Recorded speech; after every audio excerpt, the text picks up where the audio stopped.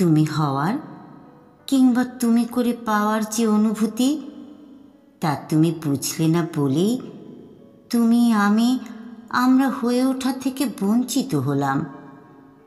কি আসে যায় কিছু অর্বাচীন কথায়? না হয় ভাষার মাধুর্য খানিক ক্ষুণ্ণ হয়, না হয় কর্ণকুহর লজ্জিত হয়, অথবা তোমার হৃদয়ে জমে ওঠে রাগের কায়া। তবু এটুকু বাদ দিলে তুমি আমরা মিলে প্রেমের ধামে কত কি অর্জন করে নিতে পারতাম। এইসব কথামালার মাঝে লুকিয়ে আছে তোমাকে আবিষ্কারের এক একটি চয়নযোগ্য শব্দ, যা তোমার কাছে অসহ্য লাগে। আমার কিন্তু ভালোই লাগে বলতে, তোমার অভিমান দেখতে।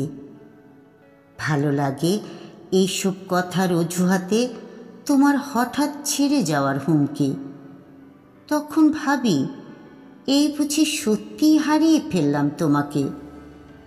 ঠিক তখনই এ মন ছোটে এক নতুন শুদ্ধতার দিকে, যেন কৃচ্ছ সাধন, যেন সিয়ামের এক আধ্যাত্মিক স্বরূপ, অন্বেষণের পথ।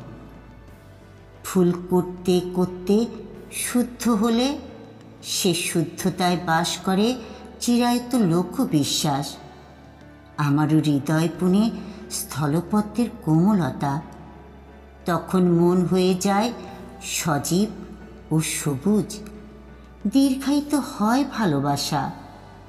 আমি বলবই এ অবাস্তব কথাগুলো বলেই আমার স্বভাবের ছায়াতলে তোমাকে শীতলতা দেব একদিন। তখনই আসবে মধুরিমা, প্লাবিত করে দেবে নিঃশব্দে ভালোবাসা।